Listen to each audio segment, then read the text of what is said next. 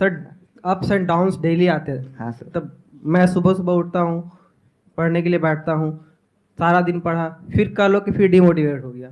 4 स्तर के मोटिवेशन बताए हैं भगवत गीता में।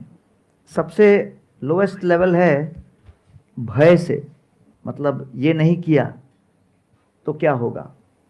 उसके ऊपर आता है इंस्पिरेशन, मोटिवेशन बाय डिजायर, इच्छा से, कि हम कुछ ऐसा करें, ये करें, वो करें, उनको हराएं।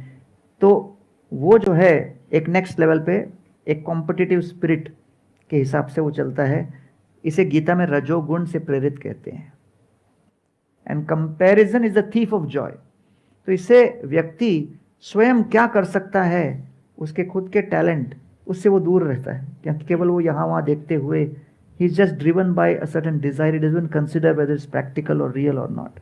तो ये एक दूसरे लेवल की प्रेरणा है, मोटिवेशन है।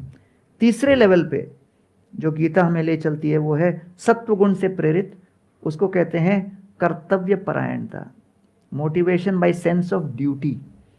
हम ये करें क्यों? क्योंकि ये हमारा कर्तव्य है।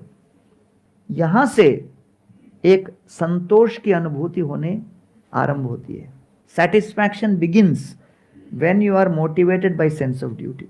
फिर उसके आगे सबसे ऊंचा, जिसमें बहुत ग्रंथों में जिसका वर्णन है, वो है motivation by sense of love, प्रेम। अर्थात in every relationship there is scarcity, impediment, discomfort, unhappiness. Still when relationship continues it is called love. निस्वार्थ सेवा भाव को कहते हैं प्रेम। तो इस तरह से ये 4 स्तर पर हैं, और हम जिस स्तर पर भी हों उस स्तर से अगले स्तर पर उठने के लिए जब पॉजिटिव लोगों के साथ जो इस प्रकार की धारणा अपने जीवन में अपनाते हों, संग के माध्यम से ये मोटिवेशन में प्रोग्रेस होता है। It is through association that you rise up the motivation ladder. तो इसलिए बहुत महत्वपूर्ण है कि संदीप जी सेल्फ मोटिवेशन वाली बात बताते हैं, और इसे कई हजारों लोग और सुनते हैं। इससे मानसिक रूप से सकारात्मक एक दृष्टिकोण उत्पन्न होता है।